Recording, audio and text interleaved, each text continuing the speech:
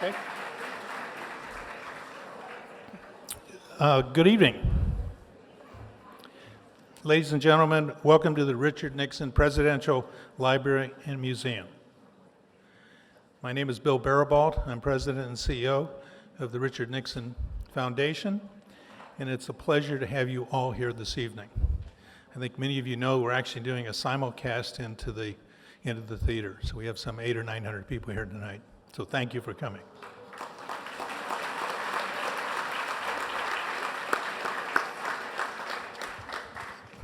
Please, before beginning, I'd like to introduce everyone to some very special guests. Longtime friend and supporter of the Richard Nixon Foundation and a patron of the arts, Mrs. Ruth Shannon.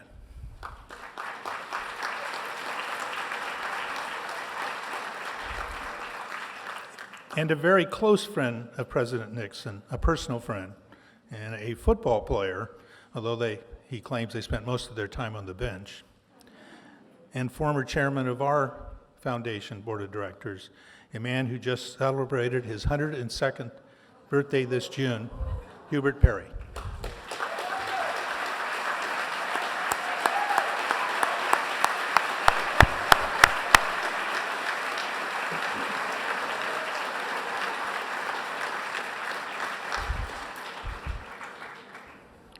We are most honored to have former Secretary of State Madeleine Albright with us this evening.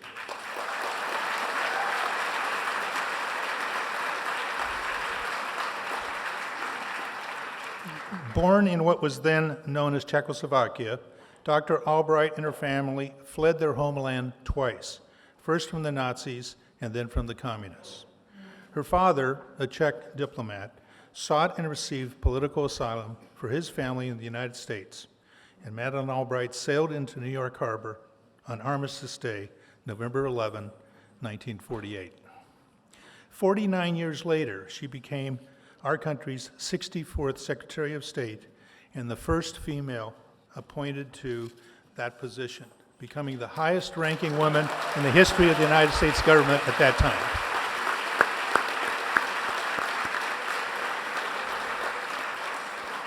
She began her career in politics as an aide to then Senator Edmund Muskie, and then served as a liaison for Congress for the National Security Council during the Carter administration.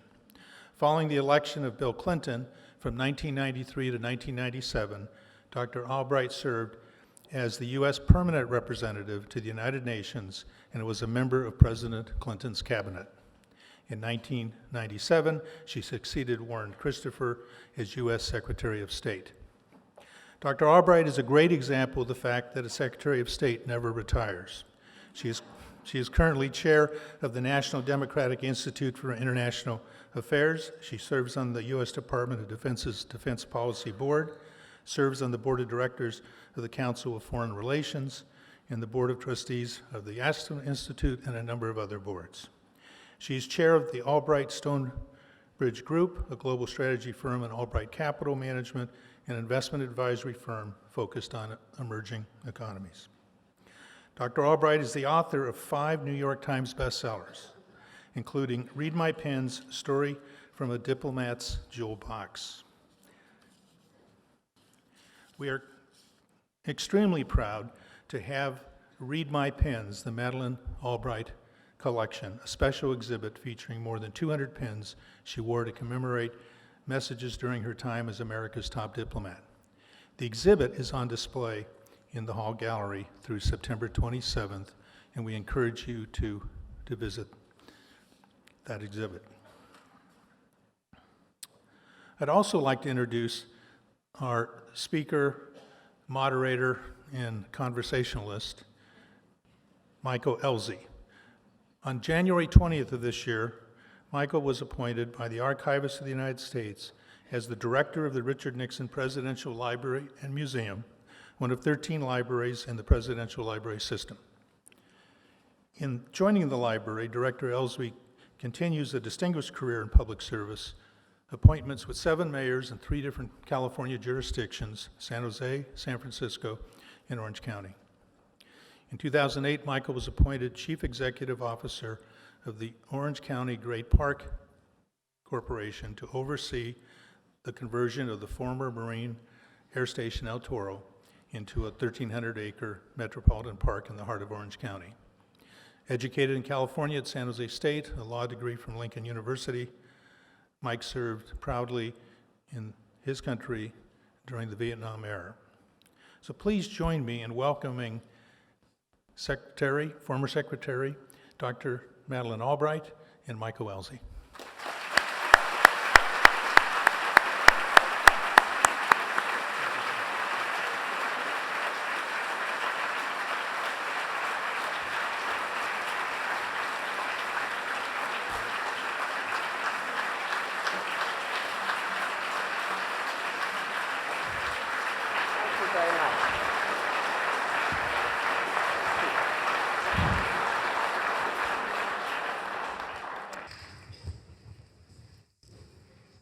Test. All right. Thank you for joining us this evening at the Nixon Presidential Library. Tonight we're privileged to have with us one of the great influencers of our time. We're going to have a conversation with Secretary Madeleine Albright. Madam Secretary, I hope it's clear by the numbers tonight that Orange County loves you. Thank you. Well, if I might say,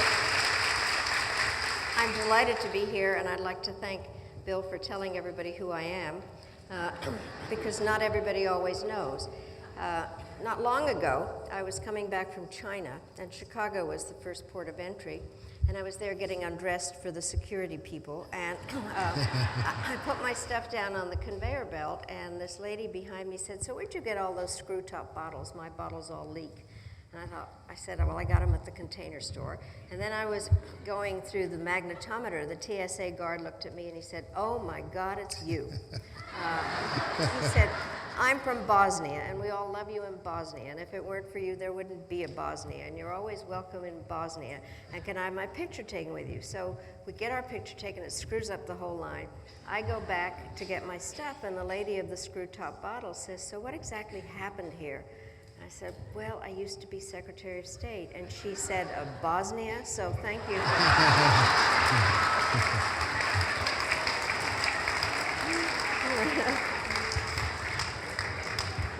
Well, on that note,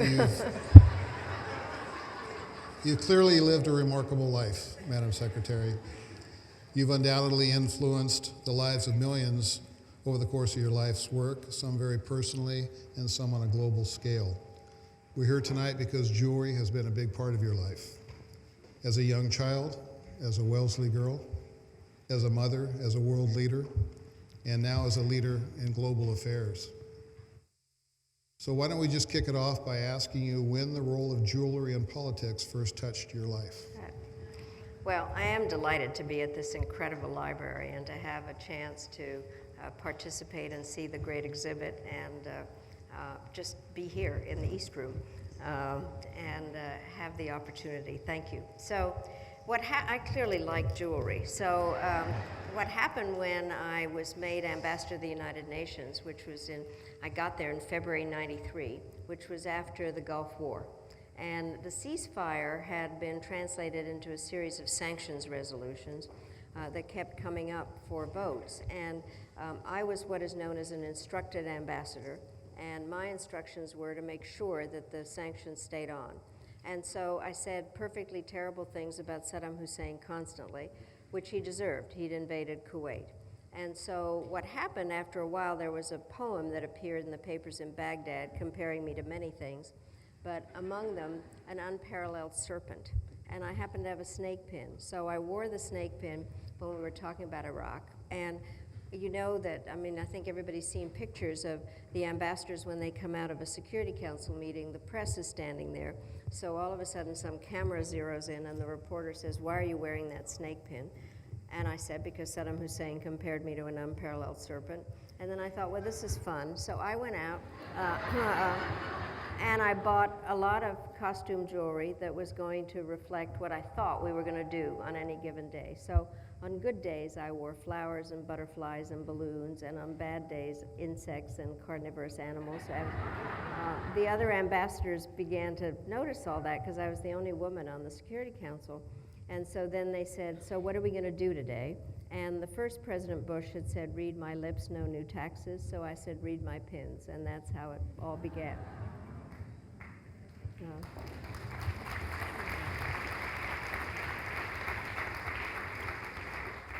the first pin was Serpent's Tail. That was the story that Right? was just Yeah. relayed. Another pen, or a second pen, that came along that also began to influence, began to advise the world that you were using these as a part of your diplomatic arsenal, was the Bluebird pen, having to do with Cuba. Right. Could you share that story with us? It's a little dirty, but anyway. Let me- We are in Orange County, and that's why I asked. Okay. So this is what happened. By the way, what had happened was President Clinton had thought about normalizing relations with Cuba when he came into office, and we had some very private talks about that. And what happened then, I'm sure many people remember, was that there were unarmed civilian planes that were piloted by people called Brothers to the Rescue, Cuban Americans, and they were shot down while over international waters. And so I was in New York as ambassador, and I got instructions to make sure that the Cubans were condemned for what they did.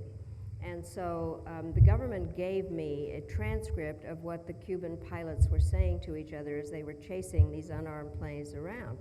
And it was bloodthirsty, and everything was in English except one word, cojones.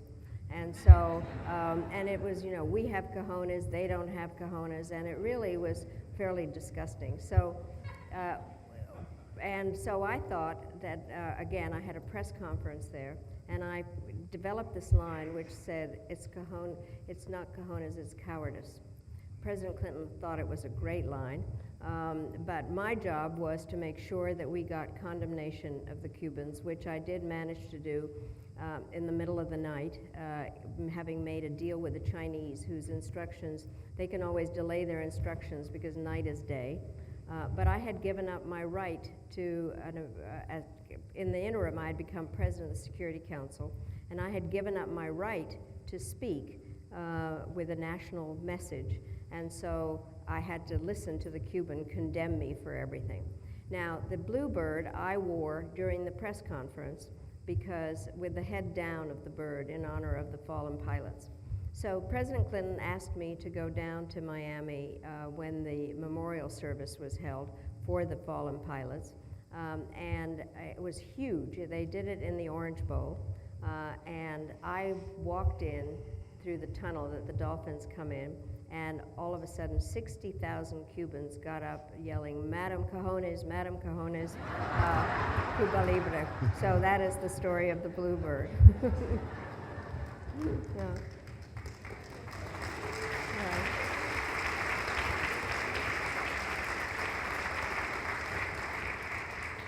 Well, it didn't take too long to understand that some of your pins are edgy, some of them are warm, and some of them carry a diplomatic message. And you have a couple of great examples in your book about warm pins. And I just wanted you to talk, I think two of these you characterize as having a character of their own, a category by themselves. The first one is about global warming and your interest, and of course we're fast forwarding. Your life since you were a young girl all the way through to today is emblematic of the use of these pins. Yep. And so CO2 yep. is something that's important to you. It's a trip to the Arctic. Could you tell us a little bit about that? Well, it was interesting because I am on the board of the Aspen Institute, and along with National Geographic, we decided to have a trip to the Arctic on an icebreaker. And we flew first into Oslo and then to this island called Svalbard and got on an icebreaker to go up to look at the ice melting. What was really interesting was that we had to sail for 2 days before we actually hit ice, which really was an example of wow. how much has been melting. Mm-hmm. And I actually call this trip Egos on Ice. because the people that went on it was President Carter and Chevy Chase and Ted Turner. So there were a lot of egos out there. But we did see what was going on. And one of the parts I have to mention is because it was in the summer and night is day, and so it's light all the time. And all of a sudden we would be sleeping, and like 4 in the morning, the voice of God would say, "We have just sighted polar bears 5 miles to the starboard." So you get up and you're up on the deck, and all of a sudden they say, "Okay, there are polar bears, and the polar bears are behind that piece of ice that looks like a rock, and then there is this other piece of ice to the left of it that has a hole in it, and then behind that there's another piece of ice, and the polar bears are there." And you can't see them because it's foggy, and everybody's waiting for you to sight the polar bears. And so I finally said, "Yes, I see them." And they said, "No, you're looking in the wrong place."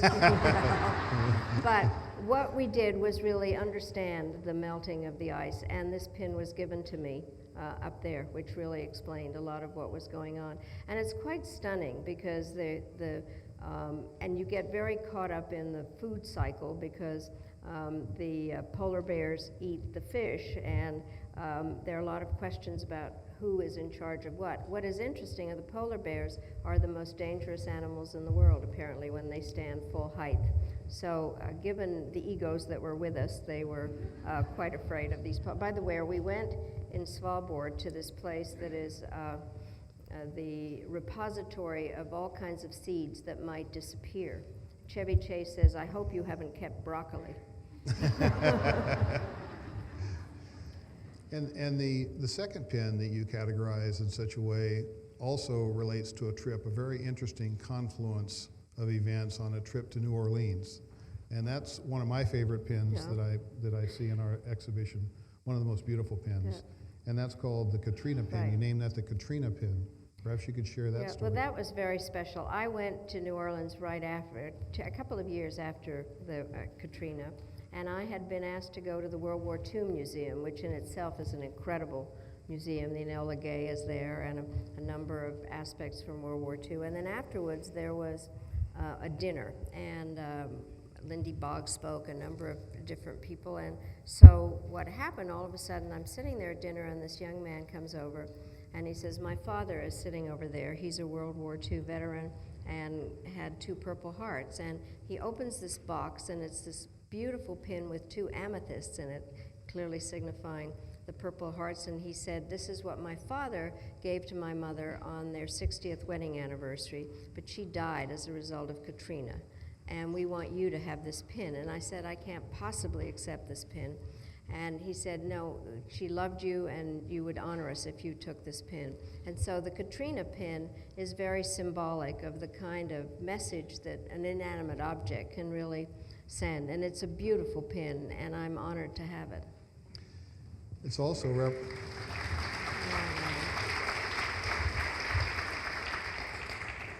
It's also representative of the heights and the depths of the origin of the pins. And by the way, there are more than 200 of these pins in our exhibition, and I hope that you have a chance to come visit sometime between now and September 27th.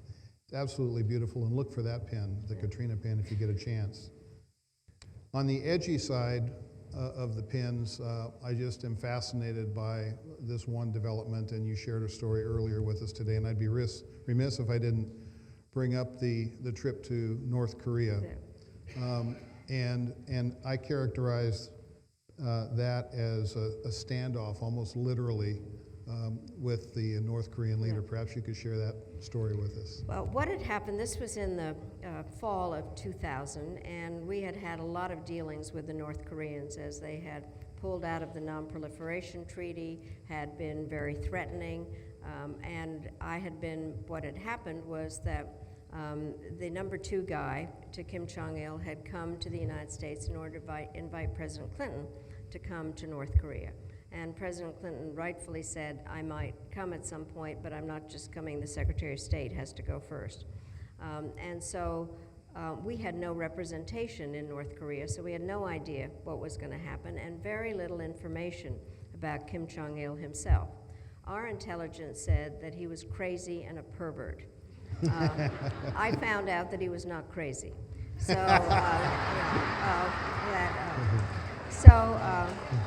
I get there, and they put me into a guest house, and you're sitting there, and in the guest house, you know they're listening to everything that you say. Plus, I hadn't realized that when you type on a computer, that just the way that the letters sound, they can tell what you're doing. So we sat there for a while, unclear about what my schedule was going to be. And all of a sudden they said, well, the dear leader has asked that you go to the mausoleum to honor his embalmed father. So I go and I do that, and it's not a simple issue because you have to be respectful. On the other hand, you don't want to be overly respectful. So I do that, then I come back to the guest house, and all of a sudden they said, well, the dear leader will now see you. So we did, in fact, have a press conference, and it was a little bit like out of the 50s with all the old cameras. But we're standing there next to each other, and we're about the same height. And I had on my heels, and I look over, and so did he. His hair was a lot poofier than mine. But I decided to wear a very large American flag because I thought there clearly are going to be pictures of this in their papers and things, and they need to know that Americans were there and how proud I was of the American flag. But that was one of the edgier times that. And did you not shake his hand? And when you shook his hand, the flag, the large American flag, was just about right in his face? Yes, very much so. But I have to admit that the whole Dennis Rodman thing is my fault.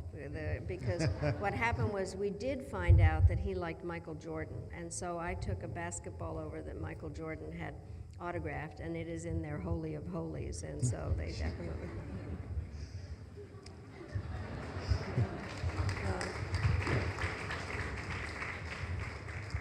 Through the course of your travels, you've had opportunities to visit with first ladies, even widows of world leaders. And one of my favorite stories is the story about the Peace Dove. Yep. And that, if I'm not mistaken, was given to you by Leah Rabin. Maybe you could tell us about that. It's a very interesting story. What is interesting is they had, the Rabins, he had been ambassador in the United States, and I knew him quite well, and then when he was prime minister, we saw each other fairly frequently. He was assassinated, and I think of every assassination is terrible, but his assassination is one of the greatest historical tragedies, I think, in terms of what could have been. And so what happened was Leah Rabin gave me a dove to wear, and I wore it when I gave Middle East speeches and various times, and then one time I was in Jerusalem, and in my room there was another present, which was a necklace of doves, making it quite clear, as she pointed out, that it took more than one dove to make peace in the Middle East. But I miss that. I do have a replica of it, so I can still wear the dove. But she is the one that she gave me is in the exhibit. That's wonderful, and the necklace as well is beautiful. We had an opportunity to tour the exhibit and also the galleries today, and one of the more interesting moments that we had was as we were moving through the World Affairs, the International Affairs Gallery, the China Gallery, you noticed a picture of Henry Kissinger. And you're close with Henry Kissinger. Yes. And I thought that it was just remarkable. Would you mind sharing what you did when you saw that picture? Well, first of all, we took a picture of it, and I called Henry Kissinger to say that I was standing there in front of his picture as he's on Air Force One. But my relationship with him is quite remarkable. When I first became Secretary of State, was named Secretary of State, he was the first person to call me. And he said, Madeleine, you have taken away my one unique characteristic of being an immigrant Secretary of State. And I said, no, Henry, I don't have an accent. And then he introduced me at the Council on Foreign Relations, and he said, welcome to the fraternity, Madeleine. And I said, it's not a fraternity anymore. But Henry and I are very, very good friends, as all of the former secretaries are. We are a small group, and one of the things, George Shultz, who held an awful lot of jobs in the government, had told me that former secretaries of Treasury always gave a dinner for the incumbent, and so he gave a dinner when Condi Rice became secretary, and then when Hillary became secretary, George called, he said, well, I'm going to organize the dinner, and I said, no, George, she's a Democrat, I'm going to organize the dinner. And so we decided not to have a big one, but to have a small dinner at my house. And so I had all the former secretaries of state around my dinner table, and we really are good friends. We spend a lot of time talking to each other, and I talk to all of them a lot. And that includes, Yeah. Yeah. and that continues to this day, your Yes. successor Well, we all secretaries talk, of state? you know, we see each other. Actually, Colin Powell and I just did a program at the Library of Congress last week. We do that. And we all talk to each other. Henry and George Shultz and I testified before Senator McCain. And I think that we all feel the same way about what an incredible honor it is to represent the United States and the responsibilities that we have to the country and to the office. Absolutely.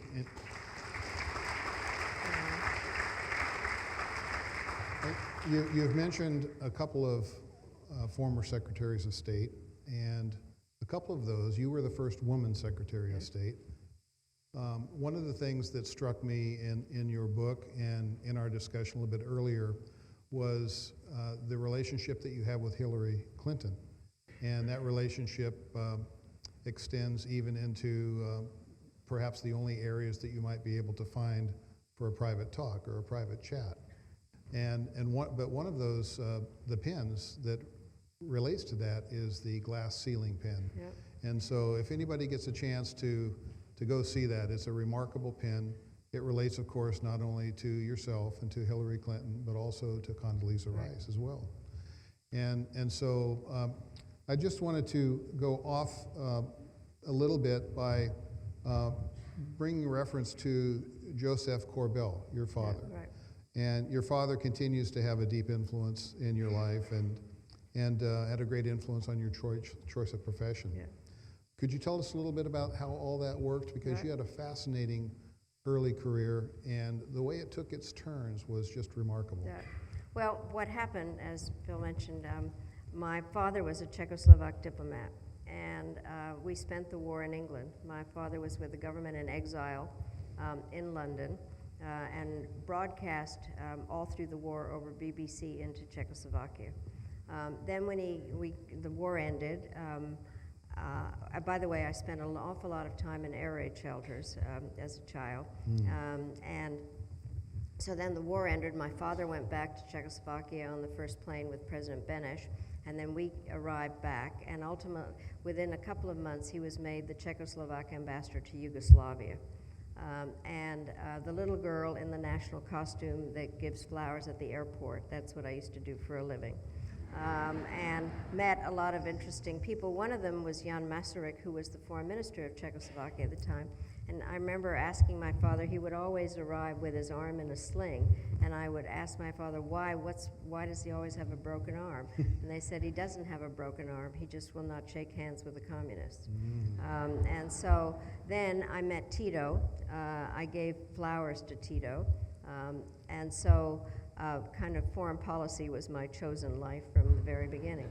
What did happen was that my father's last assignment was to represent Czechoslovakia on a new commission to deal with India and Pakistan over Kashmir. He had been a diplomat for 3 years, or in Yugoslavia for 3 years, and you change posts. And so what happened, he had been named to that, and then in February 1948, there was a communist coup, and my father didn't want to work for the communists, but his best friends in Belgrade were the British and American ambassadors, and they said, your country's just had a coup, this is some commission that is brand new, and if you resign, then they'll name a communist to it, and nothing will ever get done. But if you keep the job and not report to your own government, but report to us, we can actually get something done. So my father went to India and Pakistan and Kashmir to look at it. We came to the United States, and as was said, we arrived November 11th, 1948. And I'll never forget coming, and we lived on Long Island, and So the first Thanksgiving, I remember singing, we gather together to ask for God's blessing, and all of a sudden I heard somebody asking, and I thought, who's asking? And I was asking, and from then on I always asked, and got rid of my English accent. So what happened when my father got to the United States, which was a little later in December, he defected and asked for political asylum, begging Dean Acheson for political asylum, and which he got. And then he had to find a job. And at that stage, the Rockefeller Foundation found jobs for Central European intellectuals, and they found him a job at the University of Denver. We had no idea where Denver was. My parents bought a car. We started driving across America. And my mother said, well, they say Denver's the mile-high city, but we're not going up, so maybe we're going the wrong direction. But ultimately, my father became dean of the Graduate School of International Studies there. And he died in 1977, and by then he was a pretty big deal in Denver, and there were a lot of flowers and tributes at his funeral. And among them was this ceramic pot in the shape of a piano with just some leaves in it. And I said to my mother, where did this come from? And she said, it's from your father's favorite student, Condoleezza Rice, which is kind of an amazing story. And so she had, her parents were associated with the University of Denver. She was a music major, hence the piano. And she took an international relations course from my father. He persuaded her to become an international relations major. She got her master's at Notre Dame and was working on her PhD with my father when he died. So this African-American music major from Alabama was writing her dissertation on the Czechoslovak military. And in 1987, when I was working for my long list of losing Democratic presidential candidates, I was working for Michael Dukakis to find foreign policy advisors, and I thought, why not call Condoleezza Rice, Soviet expert woman, teaches on the West Coast. So I called her and I told her I was looking for advisors, and she said, Madeline, I don't know how to tell you this, but I'm a Republican. And I said, Condi, how could you be? We had the same father. So this refugee diplomat basically trained 2 secretaries of state. And the world is a different place. It's quite. And by the way, my youngest granddaughter, about 7 years ago, said, so what's the big deal about Grandma Maddie being Secretary of State? Only girls are Secretary of State. And because she was seeing Condi and Hillary. And now there are an awful lot of little boys out there who are very encouraged that John Kerry can be Secretary of State.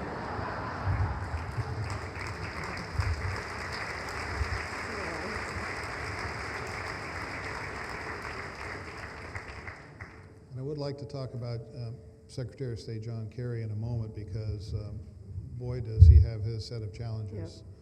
Yep. But first, one thing I've always wondered is the work of a female Secretary of State in world and global affairs, and whether or not you found that to be of significance or not. And what comes to mind is the eagle and the dove, and the situation with, I think, then Chairman of the Joint Chiefs of Staff, Colin Powell, yeah. And how that was all of those different nuanced issues and relationships as you and he negotiated through that process. I thought that was a fascinating story. Well, that story actually happened when I was still ambassador at the UN, and let me talk about it because it's very germane at the moment. Last weekend, or 2 weekends ago, I had went with President Clinton on a presidential delegation to Srebrenica, where a massacre took place in Bosnia. And it had taken us a long time to do something about Bosnia. So what happened was when President Clinton was running for president, he felt that we needed to do something about Bosnia soon. But when he got into office, he could understand the difficulties of moving the system. Plus, as you remember, he said it's the economy, stupid. And then there were questions about gays in the military. And Colin Powell was the chairman of the Joint Chiefs. And I, as ambassador at the UN, saw more different diplomats from different countries than any other American diplomat. Whoever was ambassador to Germany saw more Germans or whatever, but I saw everybody. And on a regular basis, they would say, why aren't you doing something about Bosnia? And I was a member of what is known as the Principals Committee. I was a cabinet member, but also a member of the Principals Committee, which is the decision or the body that kind of serves up decisions for the president to make. And I would come in and agitate about the fact that we needed to do something about Bosnia. And so what happened was Colin Powell was a carryover as chairman of the Joint Chiefs from President Bush, and he was the hero of the Western world. He had won the Gulf War, and we were all new, and so he came in, and he was big, handsome man in uniform with medals from here to here, and I was a mere mortal female civilian. And I would say we need to do so, and by the way, the Pentagon briefs better than anybody else, and Colin Powell is a brilliant briefer, the little red pointer, and the Pentagon has three-dimensional pictures and all kinds of things, and what he would do on a regular basis would be to say, well, we can take this particular mountain, but it will take 500,000 troops and $1 zillion, and what are you going to tell Sergeant Slepchak's mother that he has died by stepping on a landmine? So you'd kind of be lost. And I said something, and I said, Colin, what are you saving this military for? What happened was he left, and General Shalikashvili came in as chairman of the Joint Chiefs, and he decided that we should use force. And so we did, and we actually won the war there. The problem with writing books is that they take a while to get published. And Colin had just written his book, and in it he wrote, I get a phone call from a journalist who says, well, what do you say about what General Powell said about you? And I said, well, what did he say? He said that Ambassador Albright practically gave him an aneurysm by thinking that our soldiers were toy soldiers, and that he patiently had to explain that to me. By the way, Colin and I are really good friends at this point. So, and so I called him up and I said, Colin, patiently? And he said, yeah, you understood nothing. And so he then sends me his book, and he signs it with love, admiration, signed patiently, Colin. And I wrote him back a thank you note saying, with love, admiration, etc., forcefully, Madeline. But there is a question, and I think one of the hardest things in life I never thought I would do would be to send people to fight.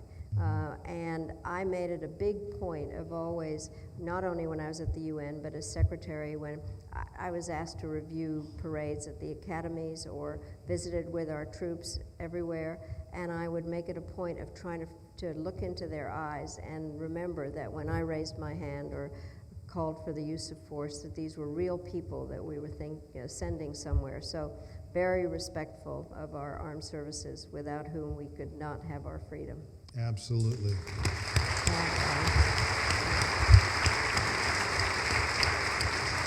And if I might go back to this, to my background, is as a Czechoslovak, the most searing historical event was Munich, when the British and French made an agreement with the Germans and Italians over the heads of the Czechoslovaks, and the United States wasn't there. But as a child, I was in England when our troops were there, when the Yankees came, and it made all the difference in the world. And then when, as a result of agreements made during the war, Czechoslovakia was, quote, liberated by the Soviet Union, that without America. So for me, America has to be engaged. We are the goodness of our power. I believe in the United States. Well, I think we have time for a couple more questions. I wanted to move into current day situation, current affairs. And it just seems like, from a diplomatic perspective, things are going to hell in a handbasket. It seems associated with that is violence, the likes of which we perhaps have never seen. I think Secretary of State Kerry has been doing a commendable job under very difficult circumstances. And one of the things I wonder, this relates back to your arsenal of diplomacy through your pens and through that messaging, diplomatic messaging. Are the diplomatic demands of today just too much for pens with a message? No. Well, pins don't do the job, but let me just say the following. I do teach at Georgetown, and I say Foreign policy is just trying to get some country to do what you want. That's all it is. So what are the tools? And so the course I teach is called the National Security Toolbox. And part of the problem is that there are not a lot of tools in that toolbox. We are the most powerful country in the world. And I saw this when I was in the Carter administration and the Soviets had invaded Afghanistan. And we were trying to figure out how to punish the Soviets for what they'd done. We knew that we couldn't push them out immediately. And there was this crazy interagency meeting where people start talking about what they could do. So the idea was to cut off their fishing rights or to have a grain embargo, or we decided not to send our athletes to the Olympics, and we had a call up for the draft. And it made me realize how few tools there were. So the tools that are in the toolbox are diplomacy, bilateral or multilateral, the economic tools, which are either the carrots, trade and aid, or sticks, which are the sanctions, the threat of the use of force, and I know you can't threaten force unless you're prepared to use it, so the use of force, law enforcement and intelligence, that's it. And the idea is you use these tools in kind of syncopation and try to figure out which one you use. And so diplomacy is the bread and butter of how countries talk to each other. But diplomacy has to work in cooperation with the others. Either when any president of the United States says all options are on the table, it means that the options are force or sanctions. And so what has been happening is it's kind of interesting when I teach about this, is to show how the various tools are being used together, which is what Secretary Kerry has been doing in terms of there were the sanctions being put on Iran, then there's a way now to systematically get them off if they in fact fulfill their obligations. And there's always saying all options are on the table. How are we doing, Madam Secretary, out there? Well, I think it's a very hard time, as you pointed out. I think that there's something happening in every part of the world, and the world is very different. We were kind of talking about Henry Kissinger in terms of Henry Kissinger, whom I admire very much, does in fact talk about the world in terms of the Westphalian state system. There are nation states that we still have, but there are an awful lot of non-state actors that are playing a role.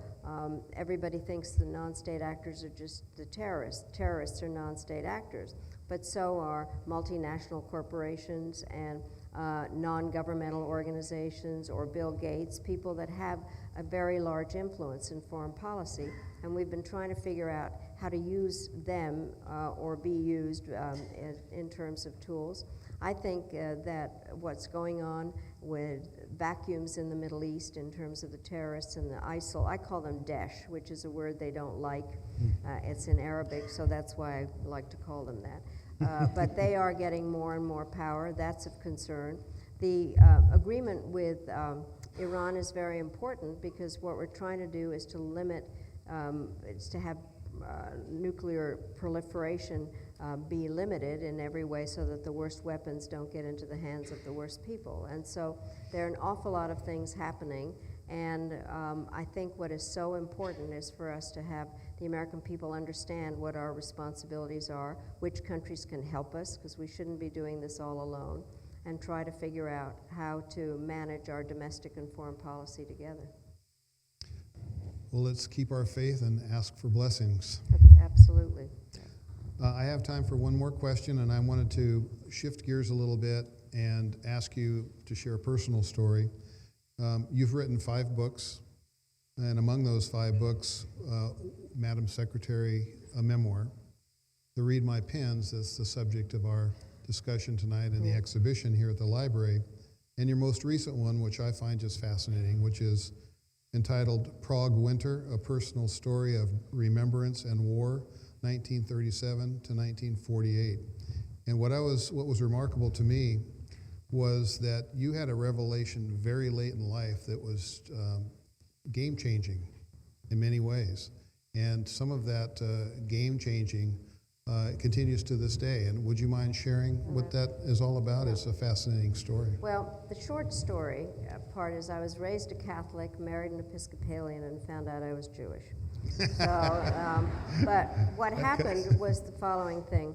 When I was at the United Nations and my name became public, I got letters from all kinds of people saying, I'm a relative, send money, or I need a visa. And somebody would say, well, and they'd have things all wrong in terms of the names of the villages my parents came from, or this one letter, I remember this man saying, I went to high school with your father in 1915, which would have been impossible because he was born in 1909. And so the letters never made sense.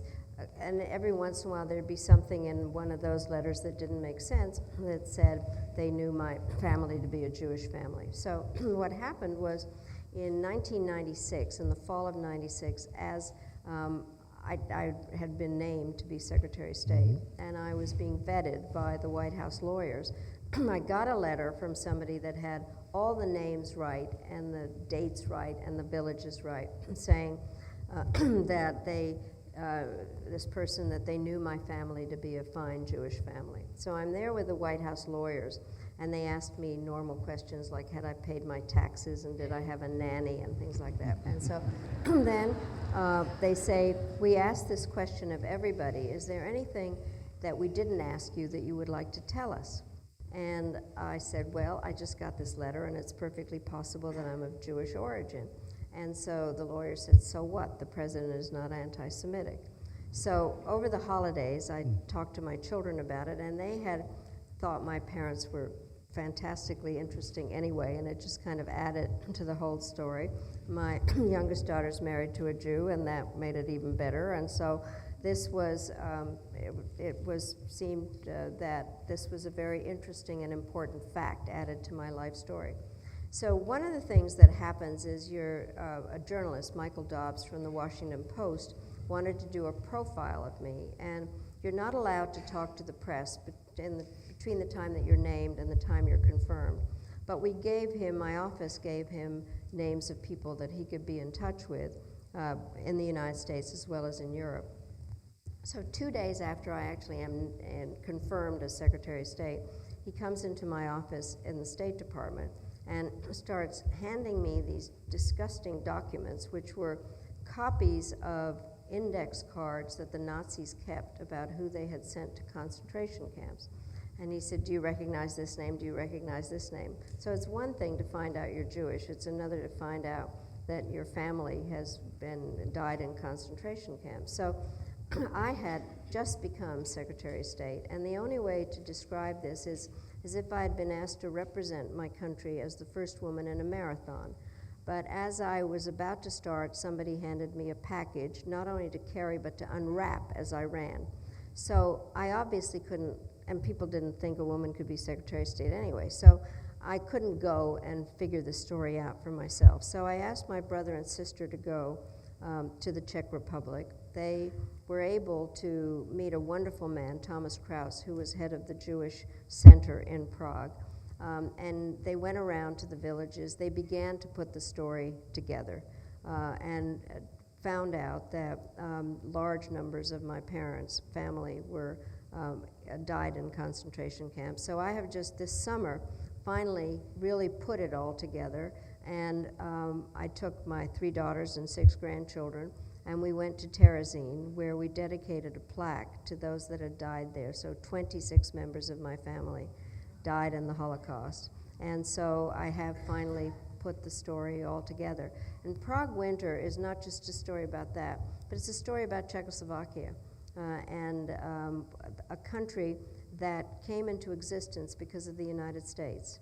Thomas Gehrig Masaryk married an American, and by the way, he did something in the last quarter of the 19th century that most men don't do today. He took his wife's maiden name as his middle name.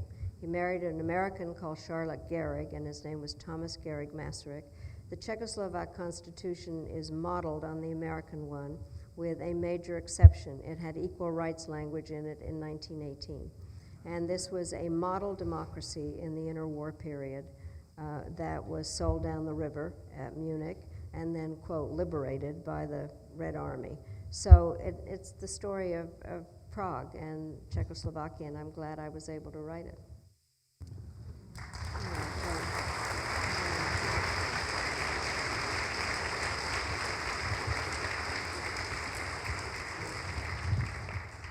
Well, God bless the memory of Yeah, those yeah, 26 yeah, family yeah, members yeah. and all others that suffered such a fate. Before we go to questions, Madam Secretary, I just wanted to remind everybody that if you're here in the library this evening, it's because not only of this great program, but as a result of that, CEO Bill Barabalt and I have agreed to do a buy one ticket, get one free for the next time you want to come back in to see this beautiful exhibition, which it runs through September 27th. So if you came this evening, you were unable to see the exhibition because we closed it at 5, but please come anytime between now and September 27th and enjoy what you've heard about tonight. So thank you very much. Well, and let me just say thank you to this Presidential Library. I am delighted to have been able to be here. I think the Presidential Libraries, I've been to a lot of them now, because the pins have been in the Carter and the Clinton and the Ford and Roosevelt and Truman and here, and we're going to go on with the others. And they serve the most amazing purpose in terms of teaching Americans about the presidency and specific presidents, and I think make me very proud of American history. So thank you very much for Thank you hosting very me. much.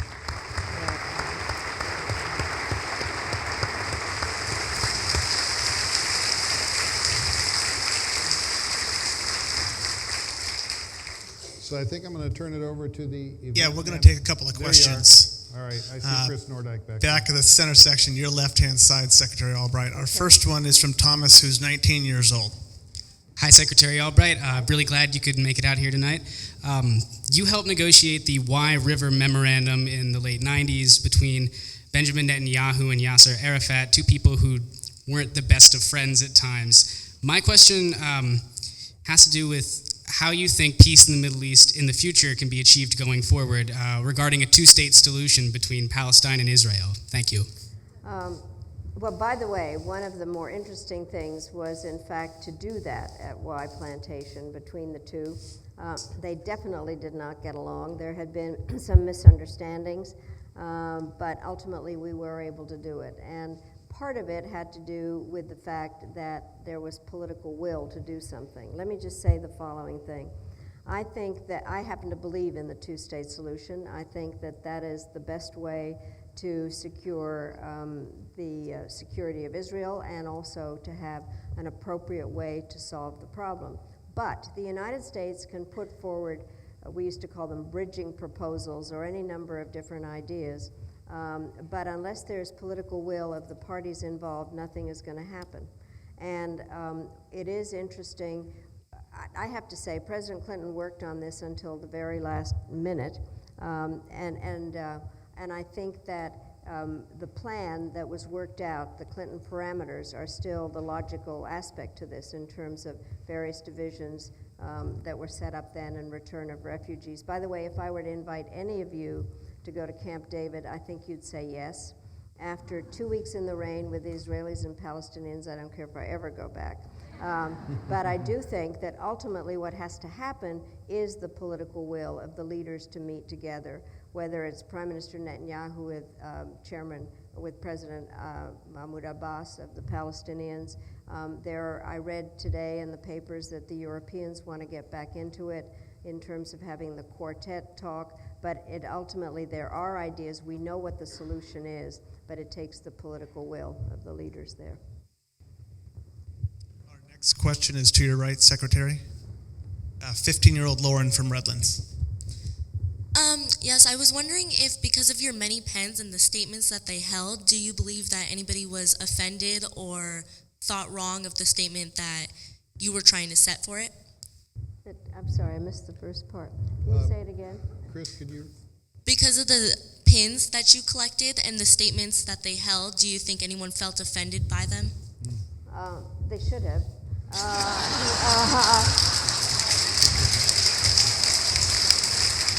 So let me just say this.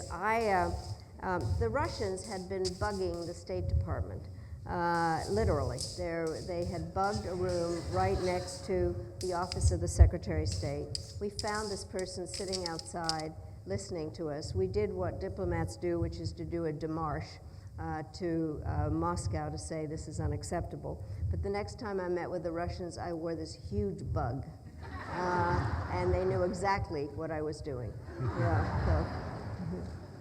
Those are in the edgy category. Yeah. Well, then I will tell the story. Pins got me into trouble, but they got me out of trouble also. So one of the things, there's a picture, and you'll see it, at the 50th anniversary of NATO, President Clinton and Secretary of Defense Bill Cohen and I were sitting on a sofa, and I don't know who did it first, but we did the hear no evil, see no evil monkeys. We looked like crazy people. And so I was somewhere and I was able to buy 3 monkey pins, and they're in the show. And what happened was we had the summit with the Russians in the summer of 2000, and I wore the monkey pins, and we're walking in, and President Putin turns to President Clinton and says, so we always notice what pins Secretary Albright wears. Why are you wearing those monkeys? And I actually said the following thing, which was, because I think your policy in Chechnya is evil. And he got furious at me, and he said, you shouldn't be talking to the Chechens. And I thought, I have really screwed up. President Clinton looked at me and thought, you are the chief diplomat, you've just ruined the whole summit. So that was when I went too far.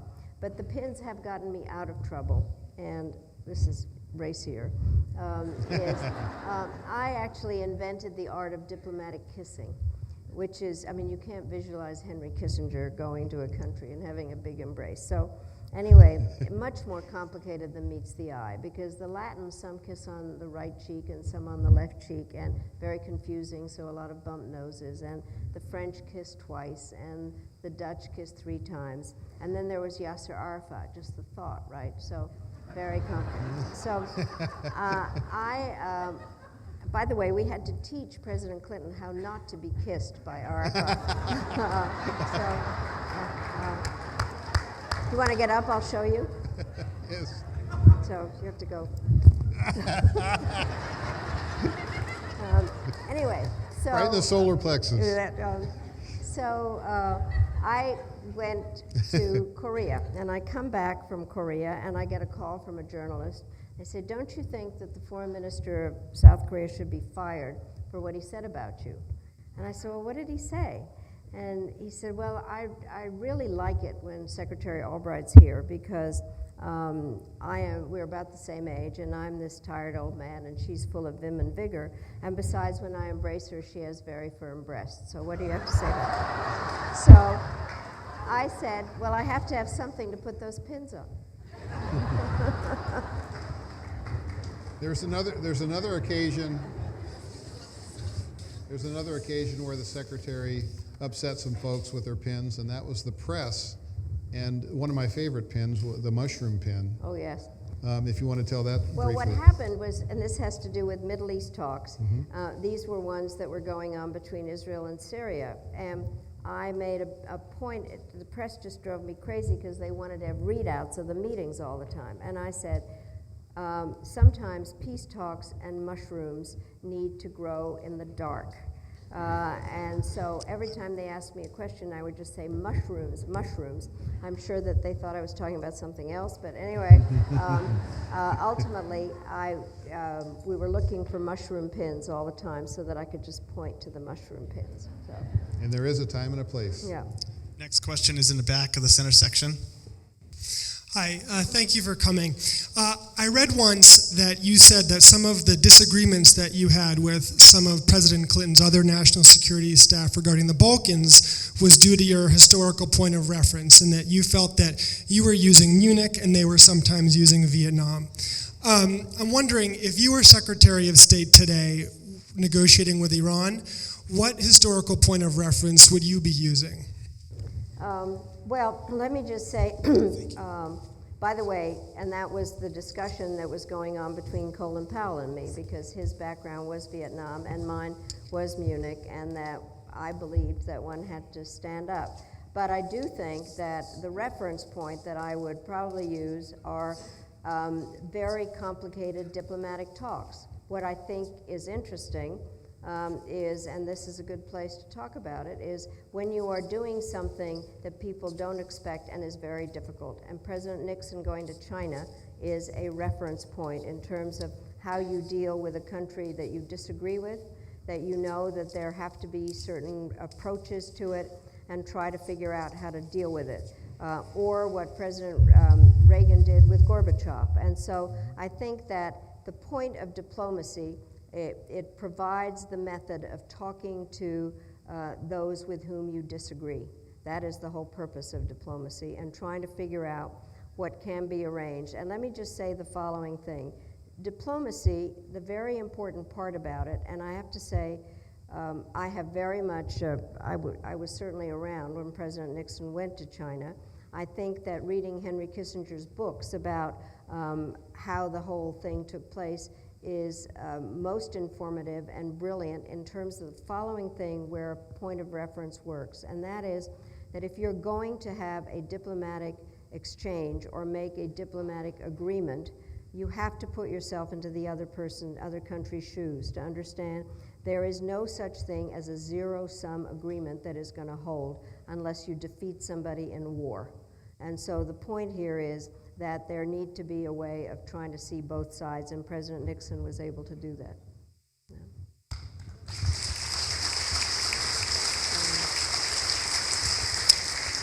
Next question is to your left. This is Franklin from Riverside. Hi, pleasure to finally see you in person. This question is regarding Russia. Given that we've seen Putin's grasp of Russia's direction as well as Russian history during relatively economic prosperity, what do you think economic recession will do to his beliefs and course of action, whether acting as a catalyst or as a neutralizer? Well, let me just say this. I used to be known as a Soviet expert. I have spent a lot of my time looking at Russia, and before that, the Soviet Union. And what is interesting, if one goes back on the post-Cold War history of Russia and the dissolution of the Soviet Union, is that I was involved in '91 when I was teaching and a private citizen of doing a whole series of attitude surveys all across Europe, including Russia, Ukraine, and Lithuania in '91. And there were questionnaires and then also focus groups. And I will never forget one focus group outside of Moscow where this man stands up and says, "I'm so embarrassed. We used to be a superpower and now we're Bangladesh with missiles." And so there really was a complete loss of identity for the Russians. One of the things that was interesting, to go specifically to the economics, in the early 90s, oil prices were high, and Russia was able to sell oil and in fact did not have economic issues, and they did not do any reforms. That is part of their problem. And so whatever we are doing in terms of sanctions against Russia because of what they did in Ukraine, their problem is basically the low oil prices and lack of economic reforms beyond privatization that created a lot of corruption and a group of oligarchs around Putin. So I do think that part of and the Russians, I have to say, I have great admiration for what they did during World War II. They are people that can put up with an awful lot, and they are suffering at the moment, but they also have bought into what Putin is doing, which is kind of buying into what the man who said that we are Bangladesh with missiles. What Putin has done is try to identify himself with Russian greatness and to make sure that they are able to suffer some of the economic things that are happening to them for the sake of regaining their identity. I think it's very complicated. I am not a shrink, but I do think that a lot of it, of what Putin is doing, is psychological and trying to revive Russia's greatness through his own greatness. He's a KGB officer, is what he is. And I think that we have to be really careful of the way that he makes up facts. He has his own parallel version of history, and that this is all the fault of the United States.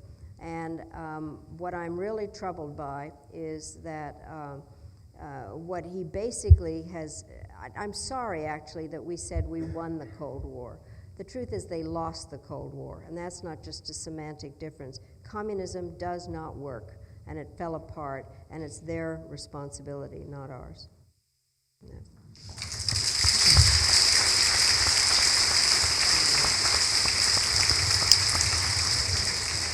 as Mike said, we have such a tremendous turnout today that we've got some folks in our overflow. We asked them to write down some questions, and Samaya, to my right, has gone and collected those, and she has a question she would like to answer on behalf of those folks in the theater. So this question's from Michelle. She asks, what inspired your quote, "There's a special place in hell for women who can't help other women"? So I have to say it came from my own experience. I went to college sometime between the invention of the iPad and the discovery of fire. So it's a long time ago. And I was, I did go to a women's college, Wellesley, and where we had great role models and women were the leaders. But people wanted to get married, and I waited a really long time to get married, 3 days after graduation. And I then was trying to figure out what my life was going to be. I had children very early, and I was working on my PhD a lot of the time, endlessly.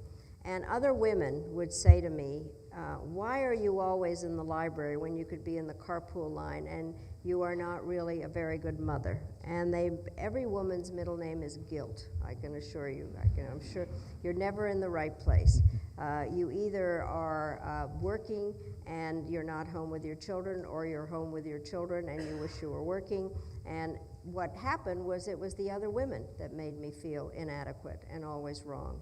And I noticed that more and more, that as I got into the workforce, that there's the queen bee syndrome of if there's only going to be one woman, then it's not going to be you, it's going to be me, and not really supporting each other. And so I feel very strongly that it is better to be supportive. Now, I bet you that every single woman in this room has had this experience, which is you are in a meeting, you are the only woman in there, and you think, I'm going to make a comment.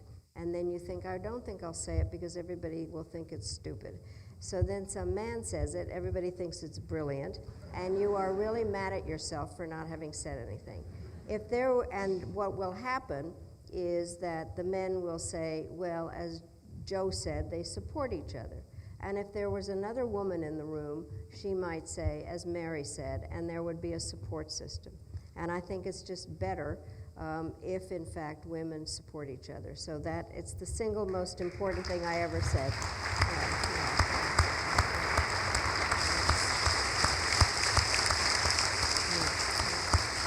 Our next question is to your left. This is Mohammed from UCR. Hi, you seem like a smart lady and you have a lot of experience in foreign policy. Do you have any advice for any foreign-born person trying to get into foreign policy? Something like that. Let me say this. I am an immigrant and very proud to be an American. If people had asked me and they do ask me what's the most important thing that ever happened to me, it's becoming an American. And so I do think immigrants do an awful lot for this country and are willing to contribute. And I do think that there's a very good way in terms of using your background and your knowledge to get into foreign policy. There are an awful lot of us that are there, and I think that we bring a different view. And this country is what it is because of the incredible diversity that we have and the respect for people that have come here for one reason or another, either with their families or on their own, who want to be Americans. And so good luck to you. And I think it's you have to have a good education, otherwise you can't get into foreign policy, and to decide that you're going to work very hard and understand the gift of being in America.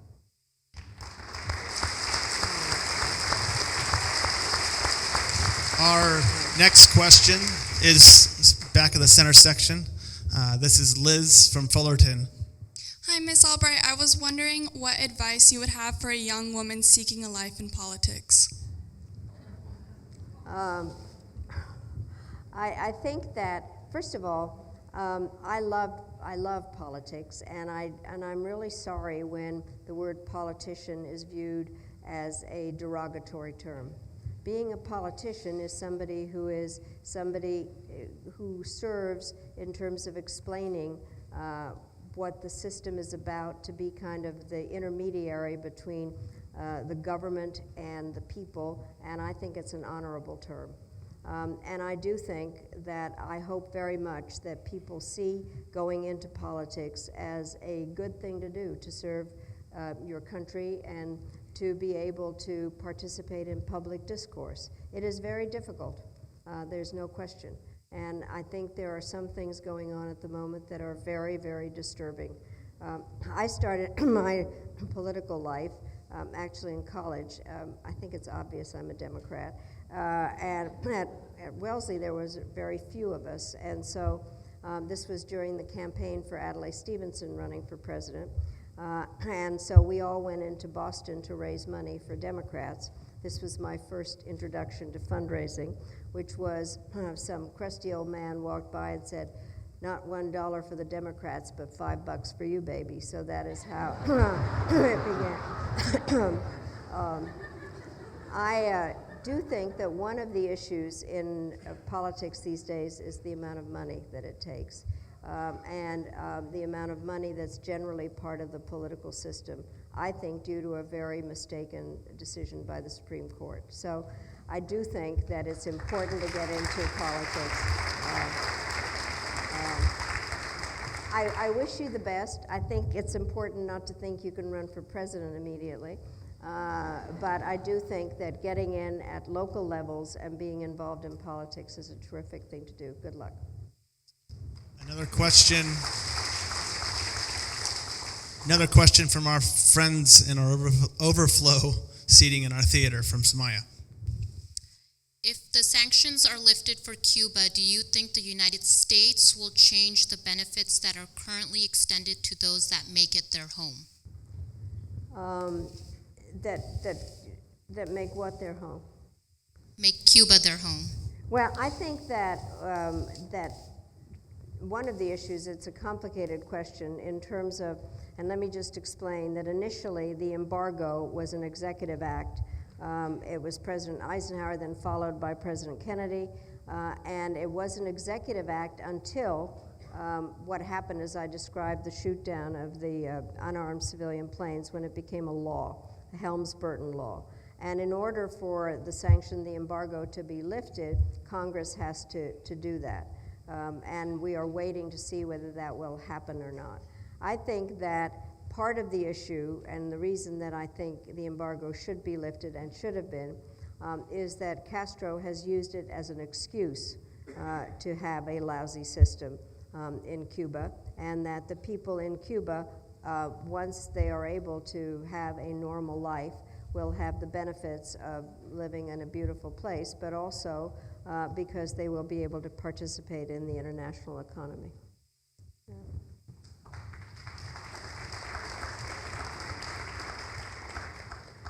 Time for one last question. We do have a book signing arranged. I want to remind everyone here in our East Room and in the theater that we do not have time to take photographs with Secretary Albright. There's just too vast of a crowd. Folks leaving the East Room should line up along the left side of this long hallway.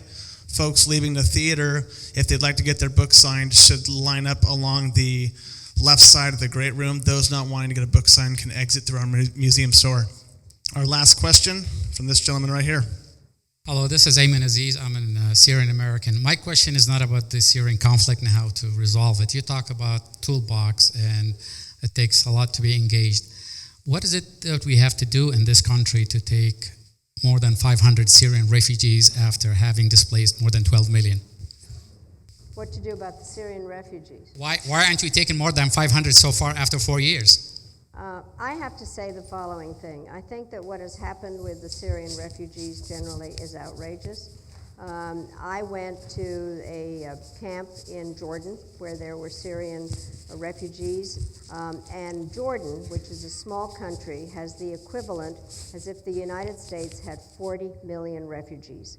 We can't even deal with 11 million undocumented workers, and I think I think we need to take in more refugees. There are 60 million refugees in the world, and they are living terrible lives. The United States, it goes a little bit to the questions about what can immigrants do in this country, and I do think that it would be a good idea for us to be more generous in terms of taking refugees in. Ladies and gentlemen, Secretary Albright Thank you. and Director of the Nixon Library, Michael Elzy. Thank you very much for coming. Thank you all for coming. Thank you. Thank you very much.